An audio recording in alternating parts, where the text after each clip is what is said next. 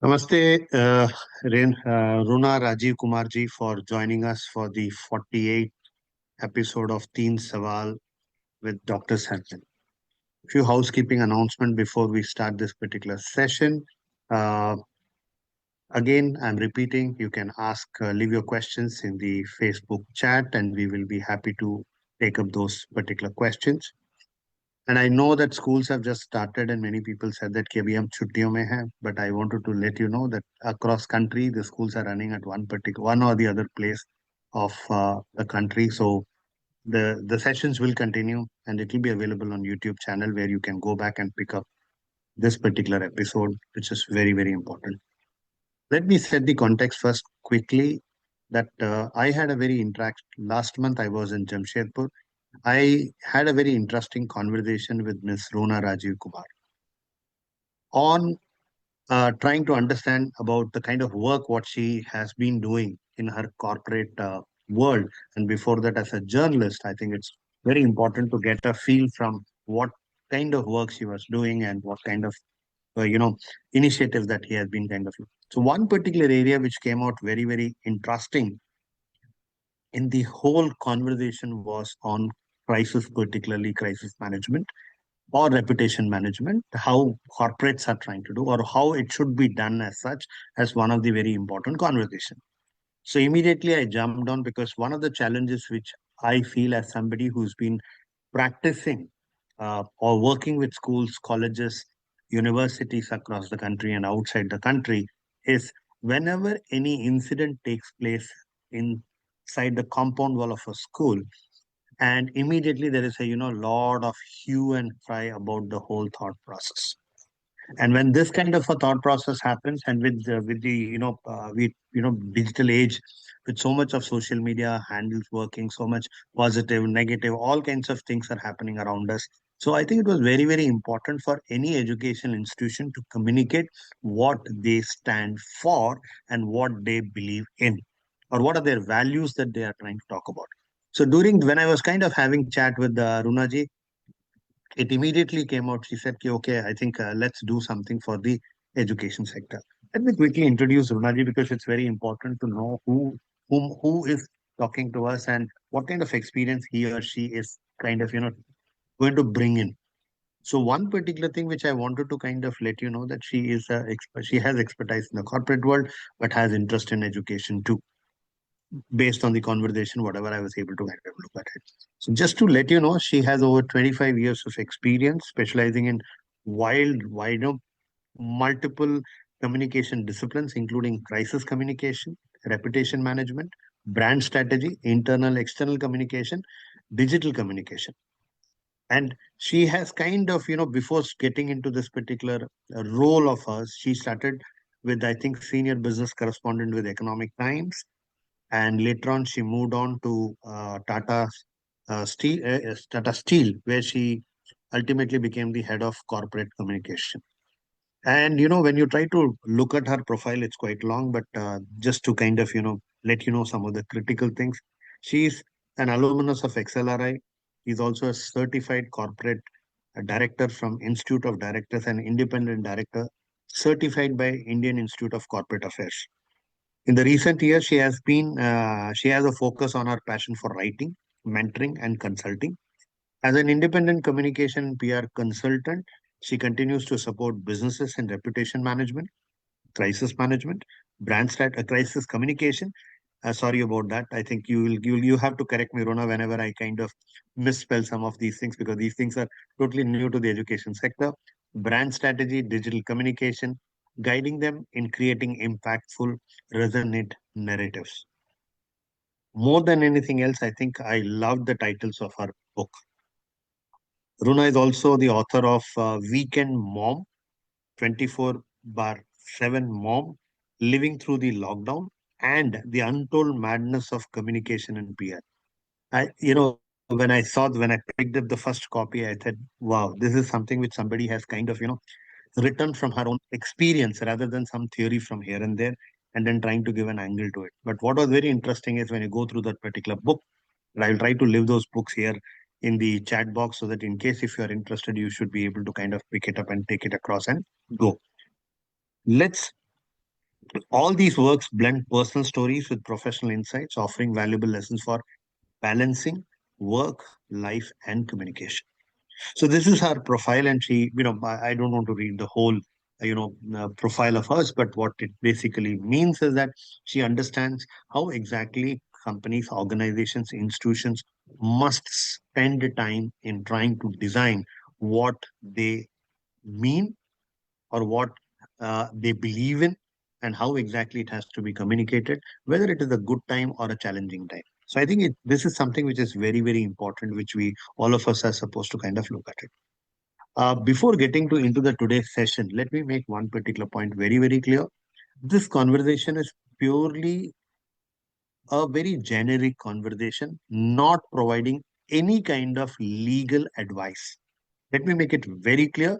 This is not a legal advice. I would request you to go back to your respective states, whatever respective statutory requirements are there, please go back and follow them. If your affiliating board says something, please go ahead and do it.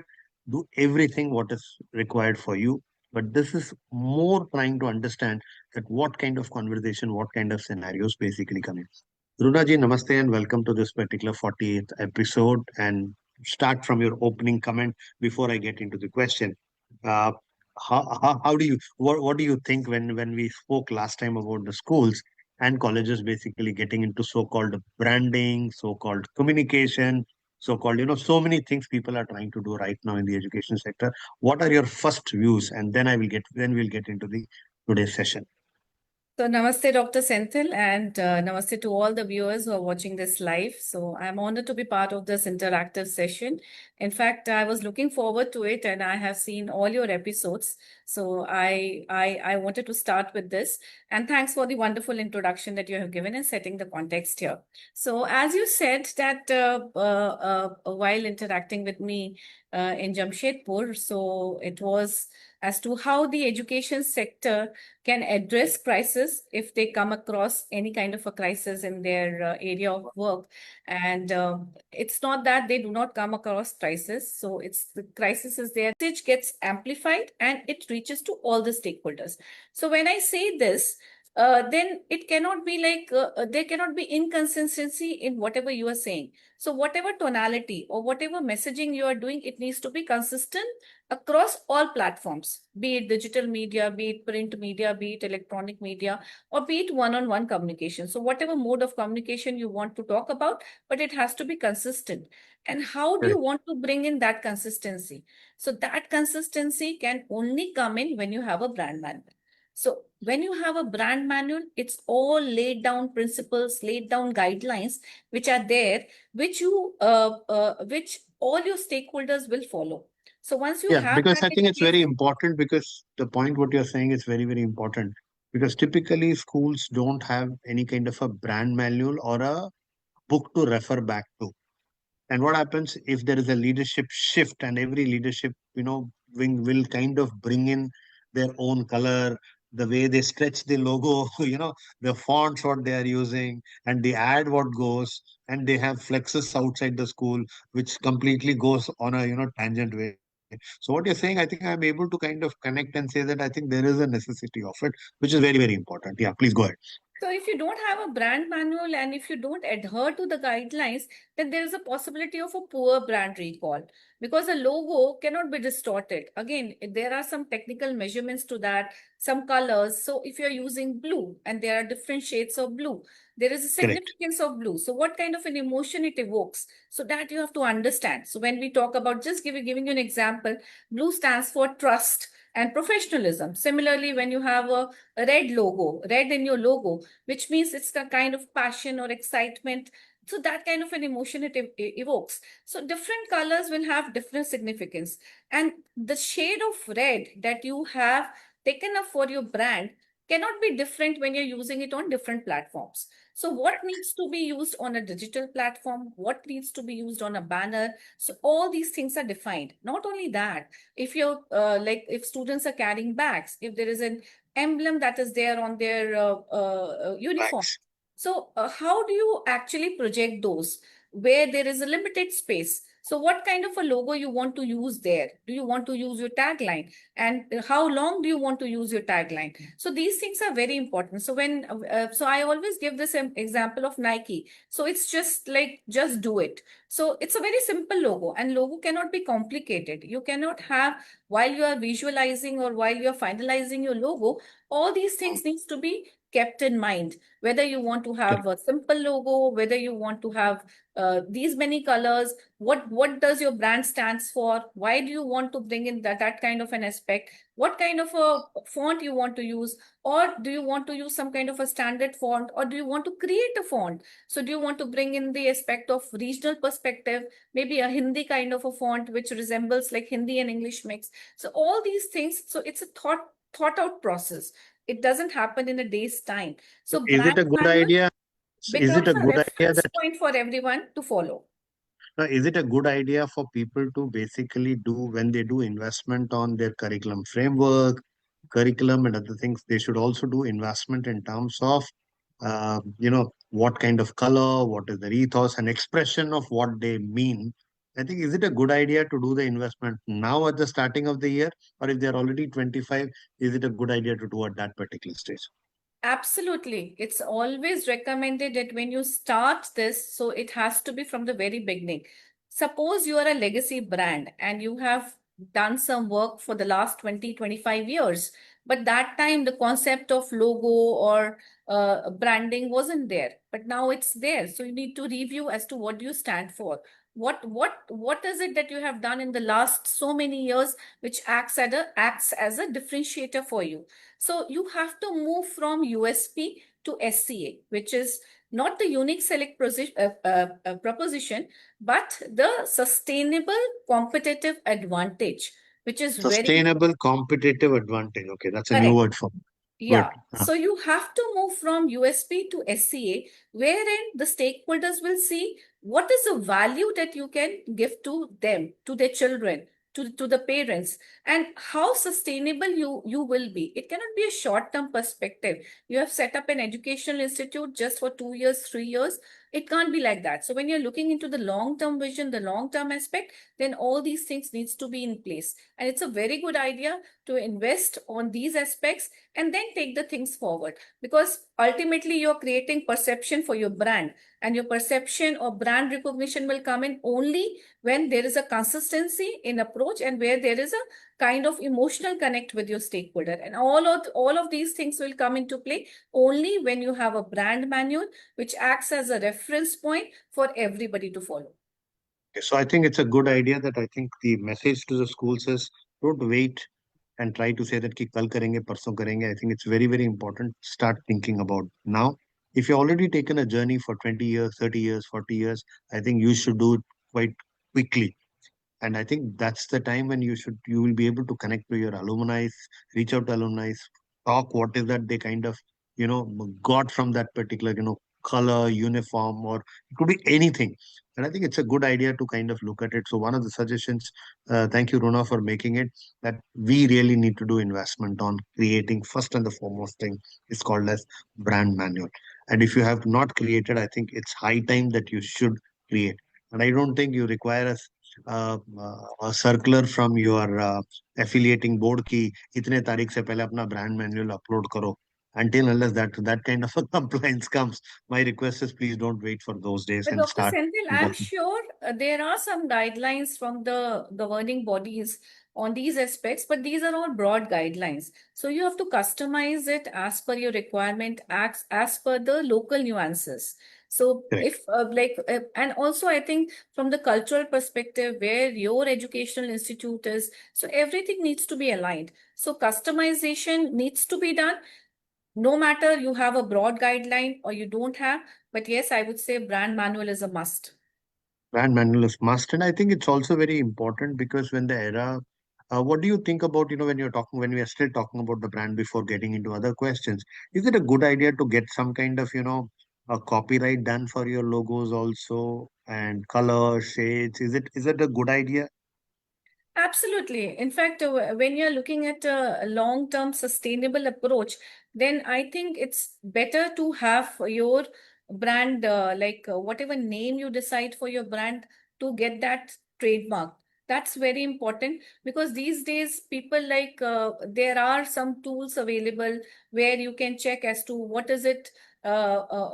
kind of a name you want to put with, suppose, and people are very superstitious if they want to put it with KAR, whatever, and there is a possibility that you will get some kind of a words or some kind of a name which is already in existence. So if you're creating something unique, some unique identity for your brand, so it's better to have the trademark registry done. That is one.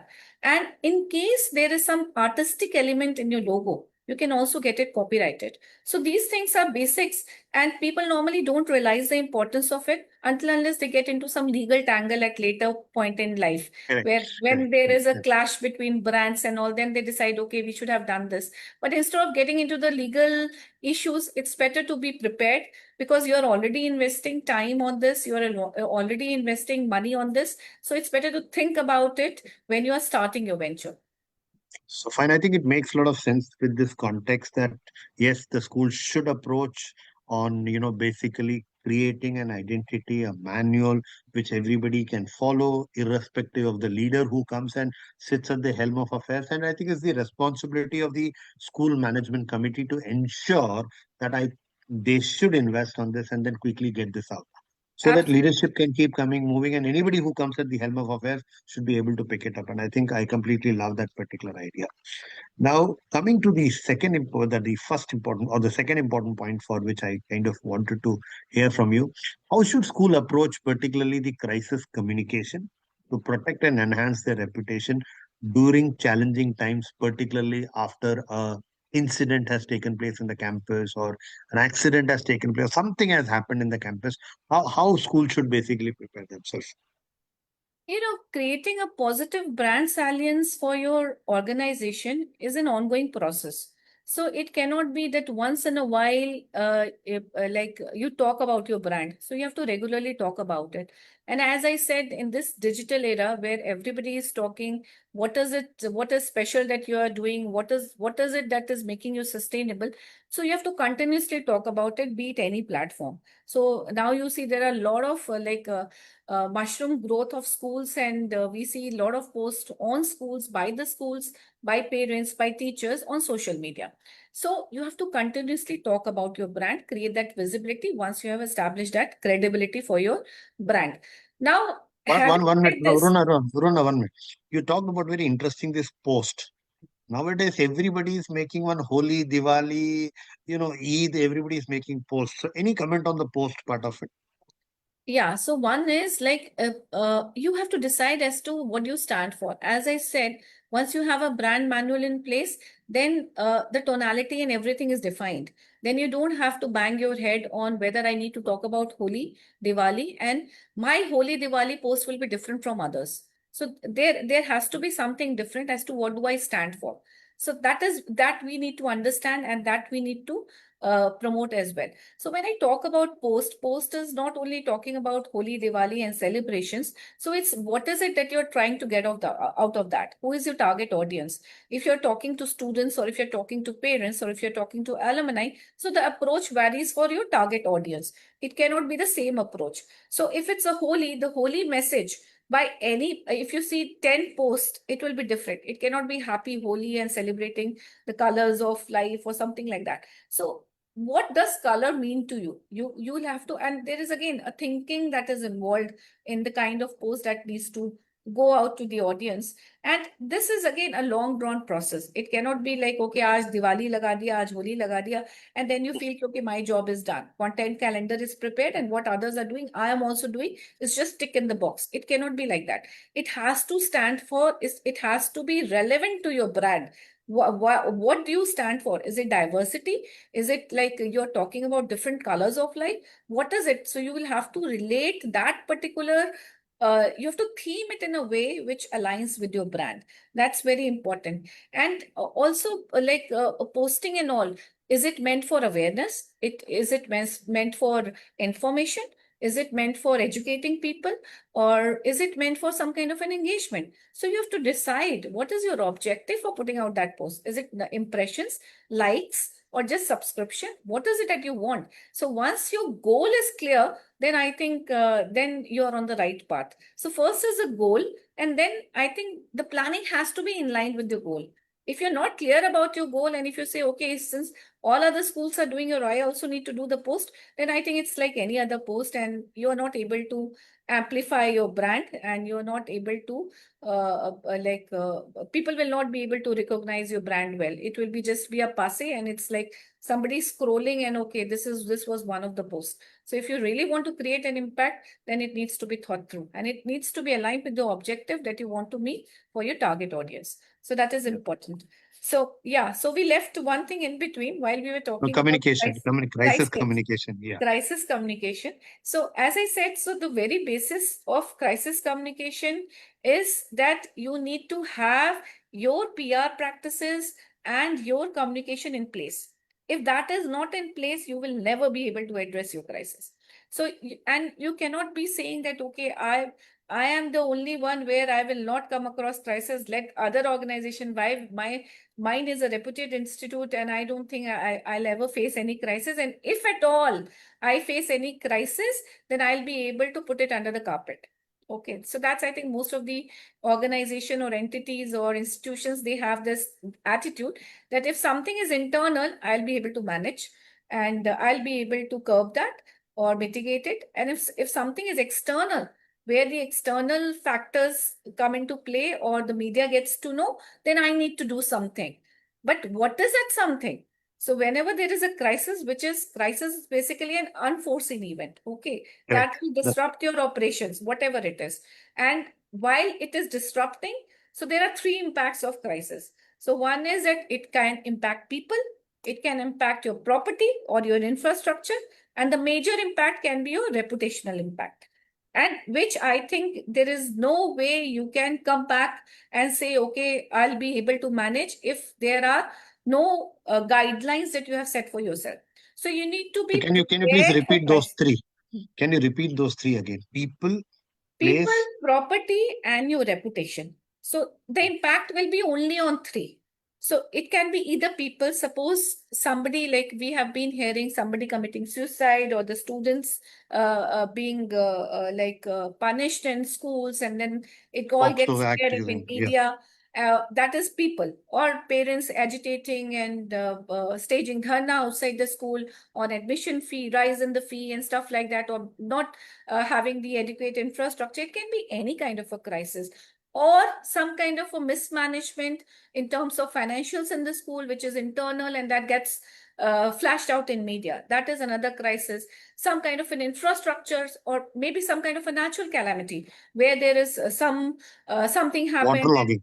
Yeah, any kind of a thing. It can be like, and we have also seen in some of the government schools, ceiling falling, infrastructure not being adequate. So any kind of a crisis can come in. So as I said, it can have, one is the people impact, it can have the property impact. And the third thing is, which is more important, is a reputation impact. And once your reputation is at stake, nobody is going to come back to you. So you have to create that kind of a trust in people that, okay, I have been talking about my school, I have been transparent in my approach, and today also I'm not going to hide.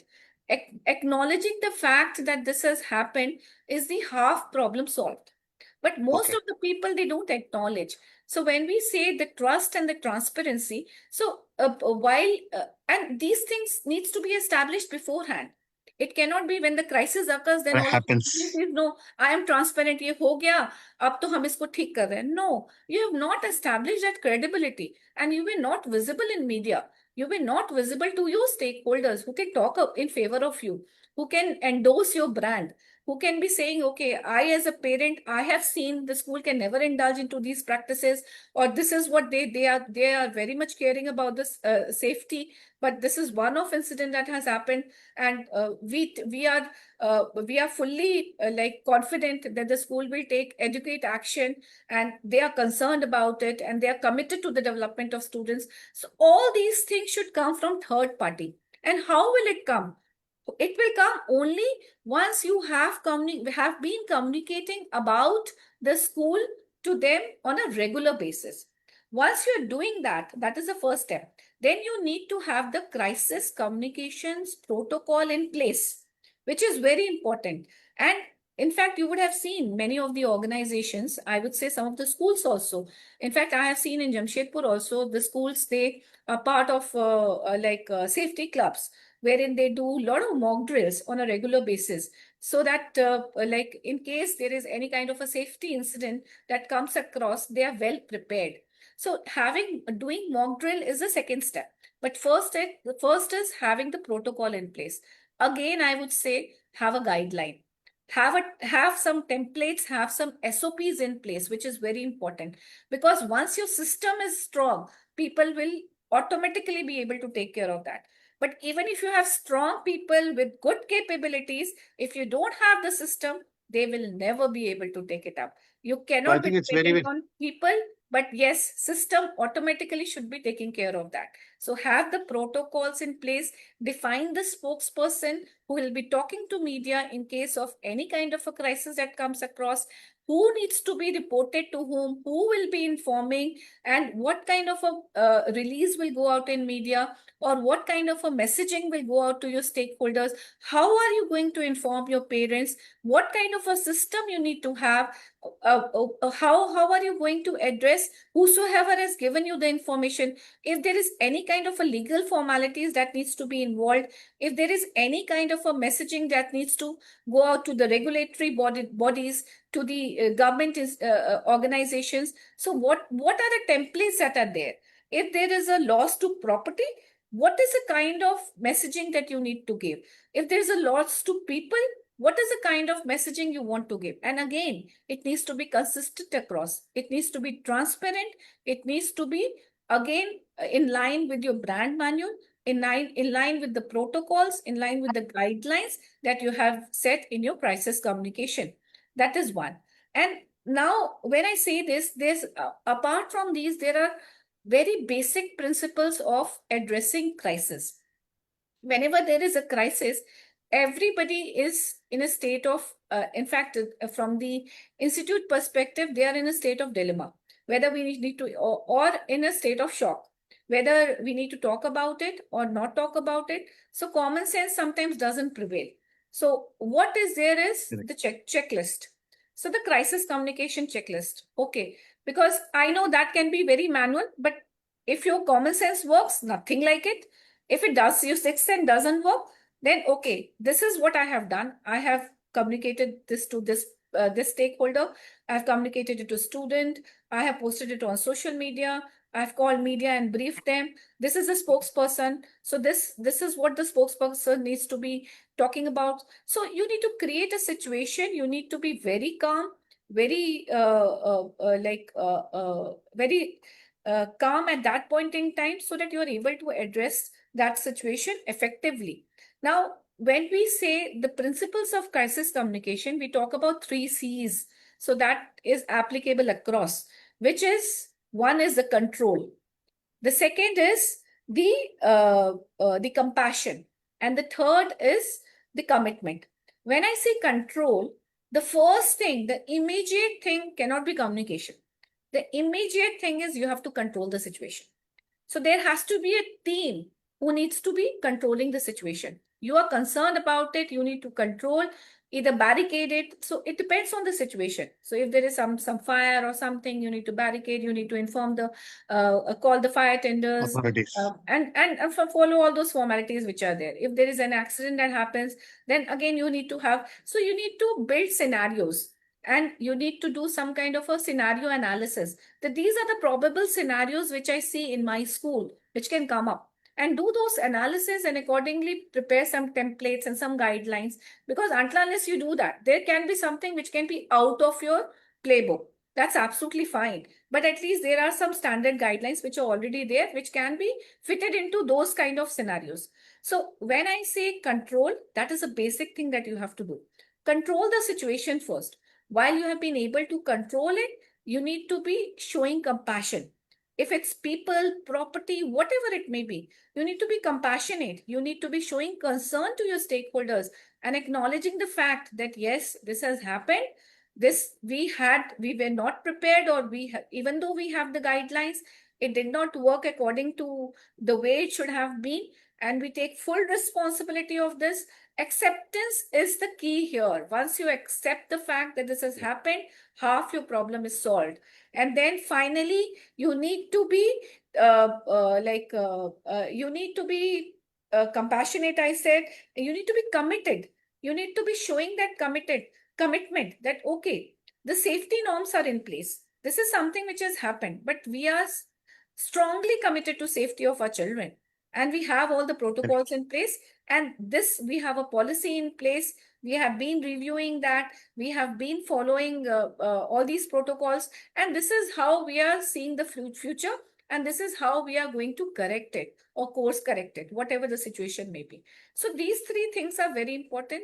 We call it 3 C's of crisis communication, and I think this should be there in everybody's mind, whosoever is handling crisis, and should be talked about frequently, and should be a part of all the mock drill exercises, should be part of all the desktop scenario analysis that you do, where you write that, okay, this is what needs to go out in media, so that there is a very minimal chance of misinterpretation.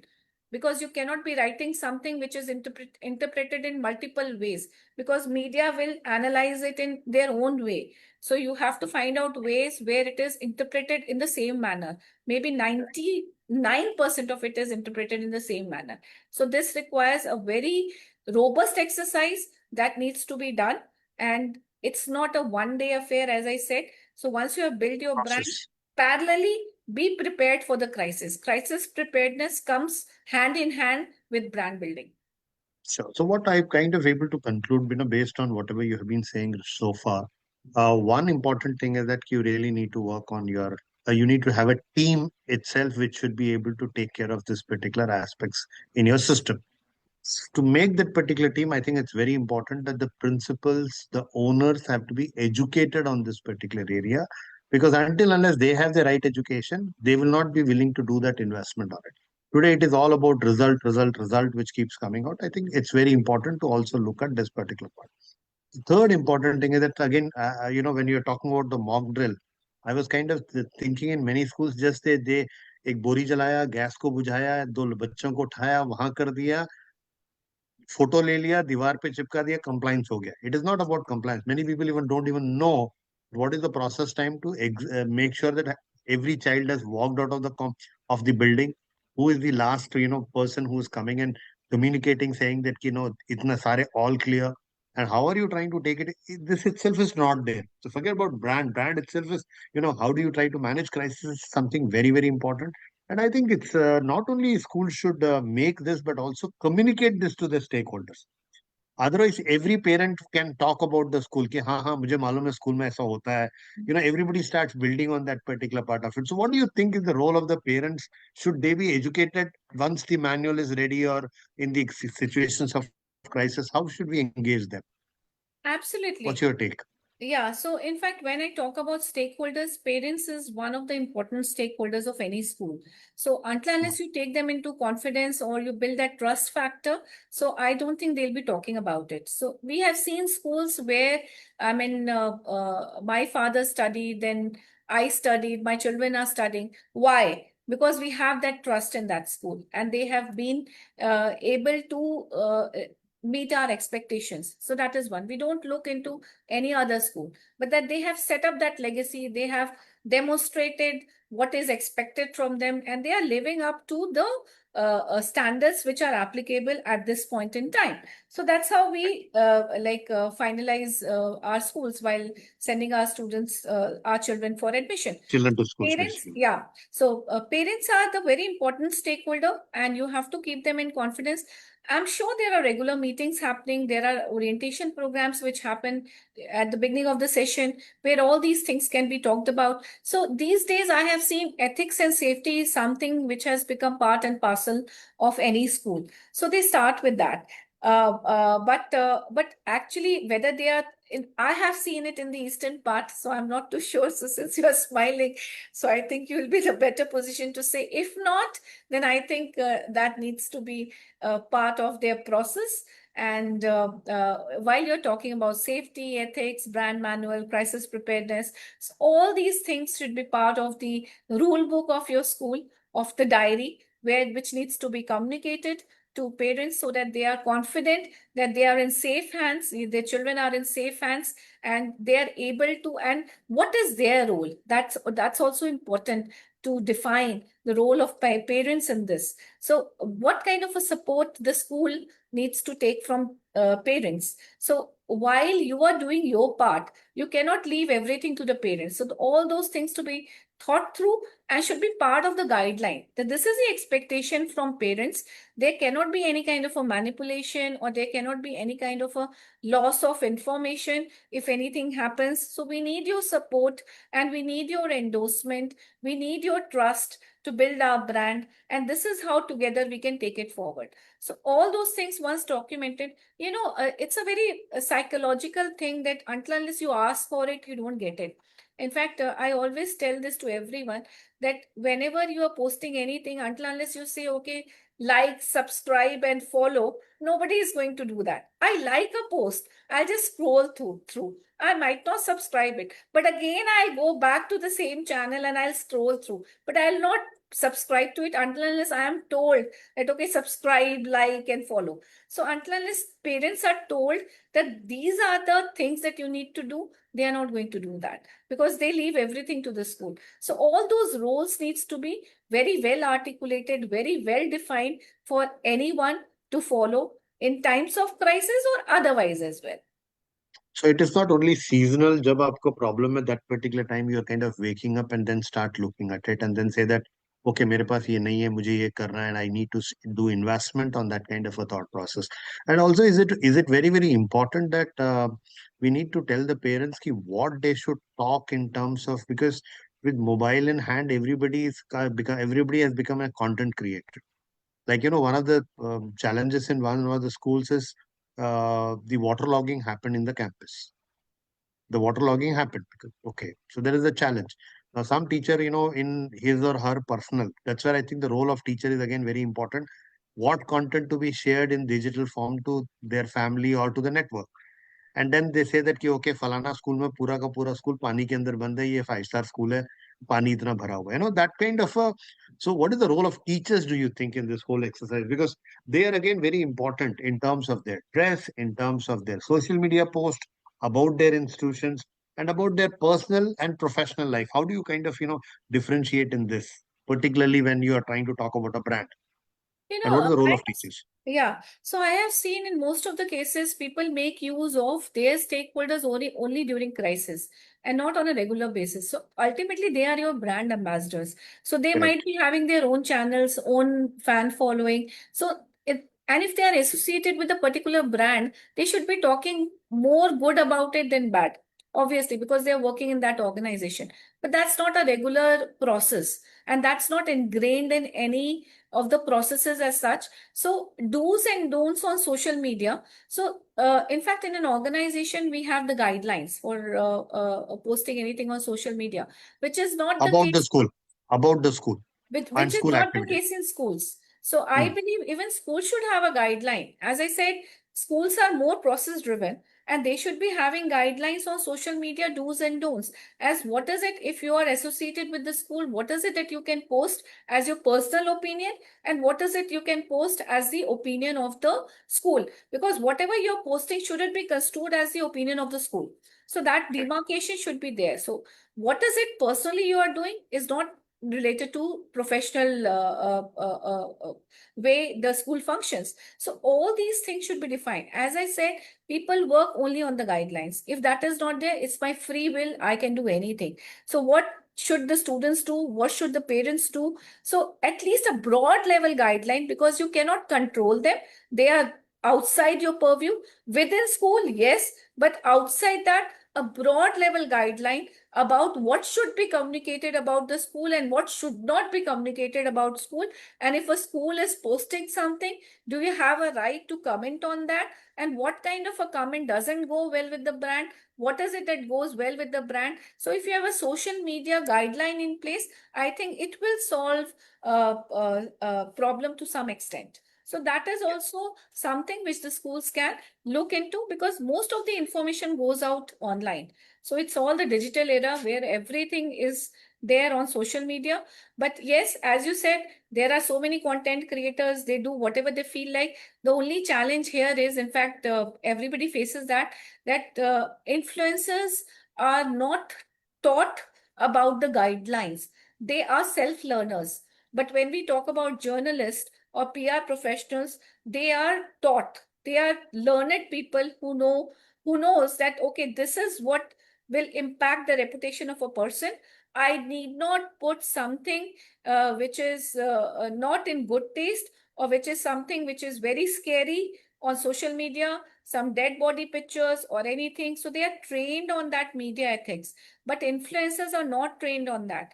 Just for the sake of getting good numbers, getting good for a fan following or impressions, they'll post anything which might not go well with your eyes, which might not go well with your ethos. So which is not correct.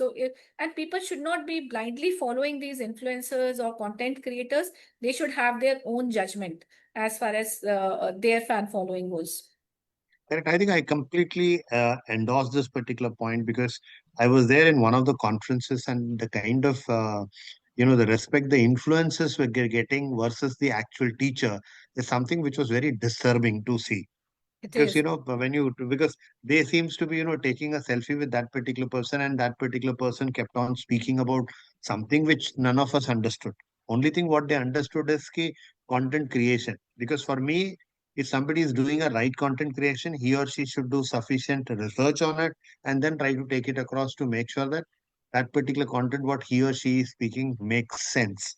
So I think this is where one question which is coming, that should we actually do investment on training teachers? And like one person has written saying, ma'am, diary is not read by the teachers. Now you and I can't do anything about it. It's purely about the school. Okay, how much you are enforcing the norms, what you have kind of agreed upon, and you are trying to take it across. And I think that will make a lot of sense, that we really need to kind of look at it.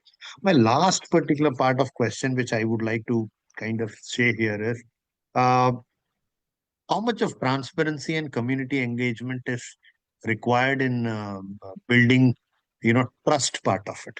Because trust is something, as you said, trust is something what people are leaving their kid. मेरे पिताजी पढ़े थे, मैं पढ़ा हूँ, मेरा बच्चा भी वहीं पढ़ेगा और मेरा पोता भी वहीं पढ़ेगा. This kind of a trust is something which comes purely based on the history, the experiences what they have gone through in that particular compound work. So what is your thoughts specifically on transparency and community engagement play in rebuilding trust and reputation when you try to talk about the public scrutiny, particularly part of it? How do you try to maintain that? Yeah, so that's very significant, because the thing is, when you are talking, when you are being transparent in your approach, so anything can go wrong at any point in time. So you're not God. That, I think all of us, we need to admit that. And you have to acknowledge the fact that, okay, something might go wrong. And if it goes wrong, then you have to come out and open and take that accountability or responsibility for that particular incident. So transparency is something that builds trust. So you need to be very transparent in your approach. If you have done something wrong, accept it. And I think the teachers are the teaching profession is the only profession where it is taught that honesty is the best policy.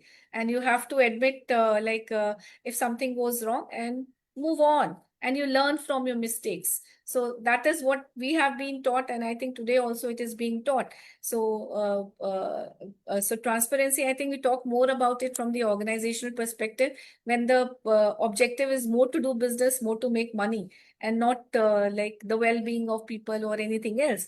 But in this case, I think transparency is something which you need to follow in full spirit. And also, while you're being transparent, you also need to be dealing with community on a regular basis. So when we say community engagement, so whether it's on social media or on one-to-one basis, you need to be engaging with your stakeholders. You cannot be sitting in one place and doing something and not talking about what you are doing and where you want to go. In fact, the best thing that the one can do is, while in fact co-creation is something which has come into play now.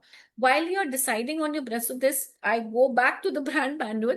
When you are deciding on your vision, mission, and values, why not co-create it? Why not co-create the guidelines? And why not bring in all stakeholders' perspective? And that way, you like build trust also, and you get the best output. So it's not only I have created, this is what I felt or my institute felt. It is taking cognizance of the situation around or the people around. I have taken consent of the parents, teachers, students, and that's how I have devised this policy or formulated this guidelines. So co-creation is something which I think schools can look into, and that way you are engaging with the community to the fullest. Apart from that, engagement is not only co-creating, but also sharing or creating some kind of an awareness, giving some knowledge to them, creating a knowledge-based community where you are passing on something new which is happening. If there is something we are talking about AI, or we are talking about the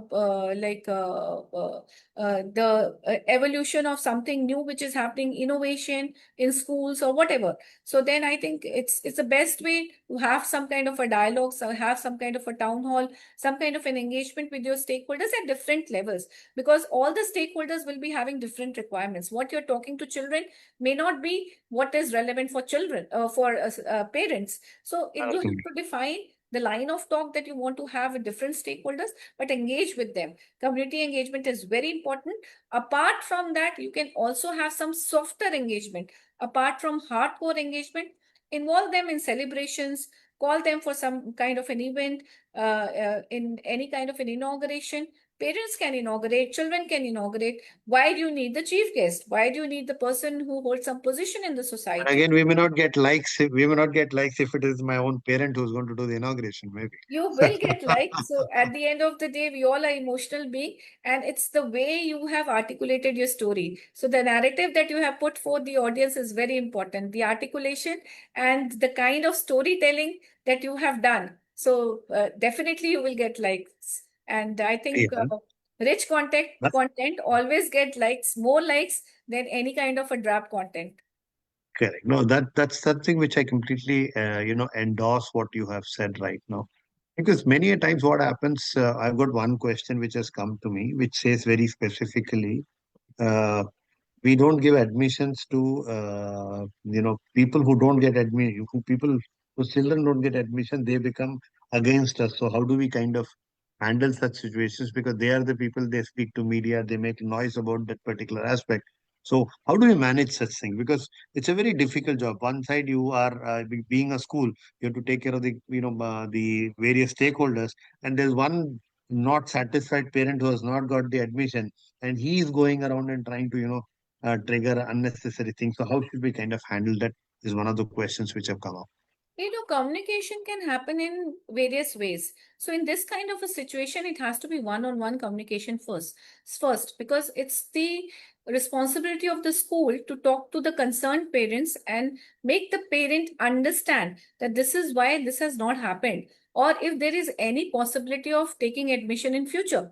Because Hmm. now most of the schools, the mistake that they do is that, suppose it has come out in media, two parents, they have complained that my child has not got admission or has not been like put on the next class or whatever it may be. It has come out in mid, they have, because the school is not accessible, it's not approachable. That is one thing that you need to keep in mind. If you are accessible, parents will directly come to you, but since you are not accessible, they have gone to media. Now if they have gone to media, does it mean that you will talk to the parents through media? No, that's not the right approach. It will die its own death. Leave that aside. But you have understood the core problem here. Get that parent to your office and have one-on-one discussion. One-on-one discussion always helps. So it cannot be routed through media. And media is not going to follow up. So it's not a follow-up story until it's a group of people who have raised this issue. If it's only one parent or two parent, they just write it, or maybe they are related, or whatever may be the reason. They have written, and then it's all that's it, and there it ends. But you have to get into the core of the issue.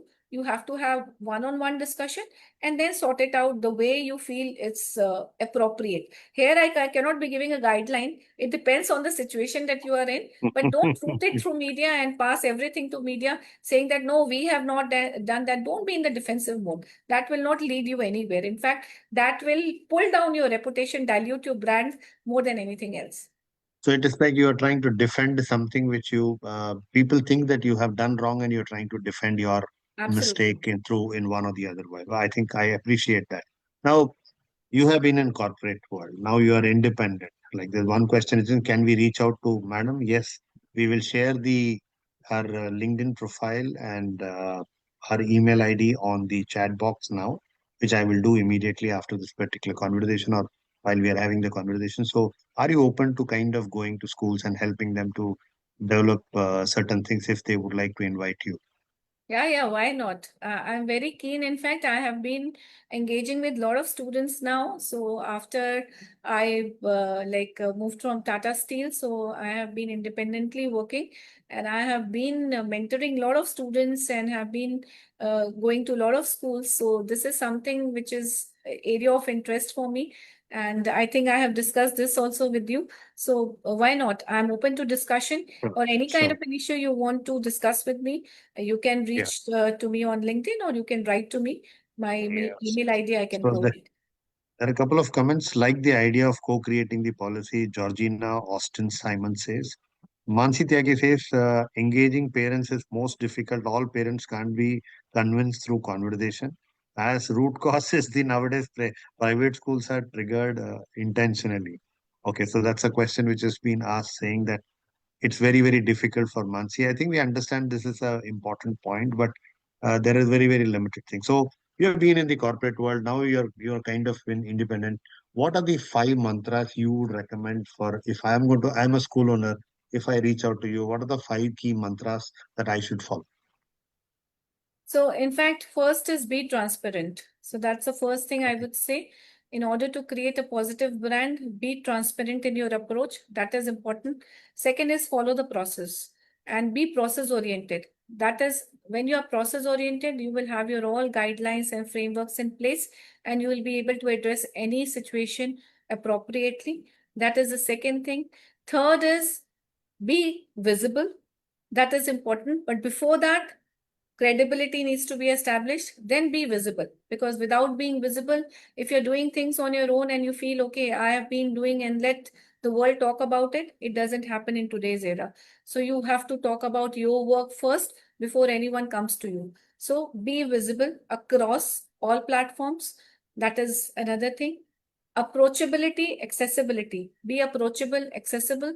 Otherwise, people will not come to you. No matter what kind of a knowledge you have, no matter whatever, you are the best institute in the world. If you're not approachable, if you're not giving time to parents, nobody is going. So that message spreads like wildfire, and then you are not going to get people. So you need to be around people. That is the fourth thing I would like to say. And fifth is be committed to whatever you stand for. Commitment is something which I think you should be taking it along, and you should be demonstrating as well. It's not only on papers, but if your action should be able to demonstrate the commitment that you have zero tolerance for any kind of unethical issues or safety standards. You need to set a benchmark for yourself. So be committed to whatever you stand for, whether you want to protect the environment, whether you want to be looked at as a very safe institute. Safety is priority. So whatever is your priority, be committed to that, and showcase it through your actions. So these are the I five think there's things. one more. Okay, fine. Thank you very much, Runa, for trying to take us through this particular wonderful journey. Though we had some glitches in the starting, just to let know that this whole session is also been recorded on our TARS end.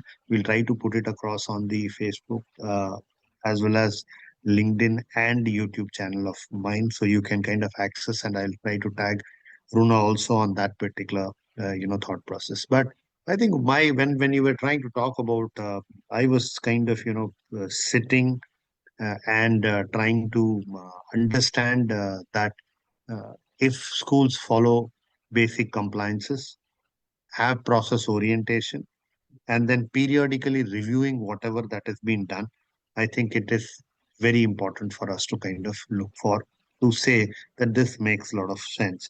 And also, I think this has to go in form of a document, because somewhere in schools till now, because when I also work quite a lot of with schools, one of the challenge which I see, you talked about brand manual, you talk about protocols. I think these things are not there, and once these things are not there, I think it becomes very difficult anybody who comes to the helm of affairs to basically kind of sit and say, इतना सब करने की क्या जरूरत है, school है, पाओ पढ़ाओ, हमारे जमाने में नहीं होता था. All those things are statements which can be very loosely been made. But with the changing times, with the compliances becoming so particular by the government, by the authorities, affiliating board, I think it's very, very important. I think that's something which we really need to kind of look forward to this. And I think there's a comment which has come from Georgina again, saying very clearly, transparent, process-oriented credibility has to be established and visible across all platform, approachable, accountable, commitment, demonstrated too. I think it's very important. I think Lucy Rebolo also talks about great information, very beneficial. Thank you for the session. Very insightful. Thank you so much, ma'am. I think if time requires, I think we will surely again get into it very, very specific, a workshop kind of a thing. I will reach out to you to make sure that I think the people, the leadership, I think it needs to start from the leadership. And if leadership is able to kind of make sure the journey is going to be very important. Thank you, Runa, for taking time off. Again, Roshni Handa says, very informative session out there. Okay, Vikram Sharma says thank you for the 5 mantras to you. Okay, so I think you will keep getting this. It's Yeah. important that. And Thank you what's your so much. last In comment? fact, one thing which you talked about compliances, I would like to say that would be the sixth mantra, go beyond compliances. And Hmm. that's what set the brand up stands apart. So you need to go beyond compliances and look at something which is relevant today and which is of significant and which can create a mark for your brand. So which is very important. Compliances anyways you will do, but go beyond compliances. Let's try to find some time, Runa, that we try to do a small workshop for at least few like-minded school principals and owners who could actually take this and role model others to kind of talk. Because what I feel is that people do a lot of investment in terms of branding in the first 3 to 5 years, and they think by just doing branding, the admission numbers will come, the admission numbers. So the focus is purely on admission numbers, not the educational experience. So I think that is something which we really need to kind of balance it out, saying that ये Absolutely. कितना करना है, ये कितना करना है. And आपने market में allow कर रहे हो, तो आपकी see, suppose one of the things is, suppose if I'm a school owner and I'm asking a question, you may choose to answer or not answer. That is your choice. But I'm just trying to understand this particular point. If I'm a new school owner, what should I do with? Because I don't have a credibility. It's only me. I may have money and my parents may be, some teachers, or they have something, and I want to start a school. So should I actually go and try to create an idea around what I'm trying to do, or what should be my priority to communicate to my stakeholders? So, in fact, you should take this as an opportunity. When you are a newcomer, so it's like sky is the limit for you. So, you are not coming with any baggage. And whosoever is doing that, that person or that kind of maybe having some kind of a credibility in the society. So, you should leverage that. So, what is it that you need to leverage to to reach a level where you are able to establish your brand? So that element is very important. So here I'll not be able to suggest as to what is it that can be until unless there's a discussion that happens. But yes, I mean, it's an opportunity for you because you're starting from a blank slate. And you should not take it as a challenge where there are so many people around already doing something, having some baggage, need to carry that, and then still and cannot compromise on certain things. But here you're starting at a point where everything is available to you. So now you can set your priorities right. So this is a time where what is it that you need to leverage, whether you need to have a third party endorsement to establish your brand, or whether your SCA, as I said, will be able to create a brand for you, a long sustainable brand for you. So that needs to be thought through. But never take it as okay, I am new and then I have to compete with so many people. No. So take this as an opportunity and work around something, some element which you can leverage to establish your brand.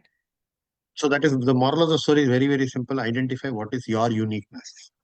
What is that you stand for?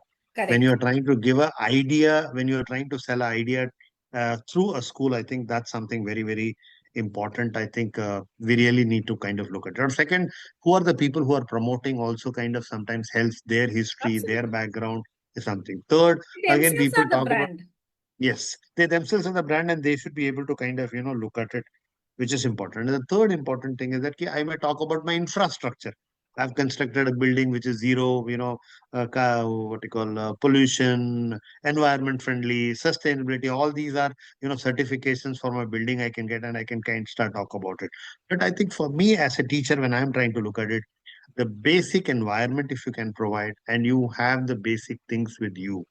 Look at a simple statement like, when you say Malaysia, truly Asia, when people talk about Malaysia, truly Asia, is such a, but actually Singapore said that, I think we are actually much more truly Asia, not Malaysia, when you try to look at that kind of a context. And when you say, God's own country, people immediately say like this, oh, that's Kerala. So now it is not about that, we are trying to talk about, but what is the you have created identity is something which is very important. And we appreciate your time, your last passing shot and advice to the participants before I say thank you. Well, So I think I have said it all. So the only last comment I would like to make is that make best use of the time that we are in, and this is a time where it's a open source information, so you get a lot of information. Make best use of that, and don't get bogged down by saying that okay, this is something that will create problem. Look opportunities in that. So if you have like social media, make best use of that, because there's a lot of thing that you can do on that, create visibility. As I said earlier, these platforms were not there. So make best use of it, uh, uh, and be part of the storytelling to create your brand and build your brand stronger. That's it.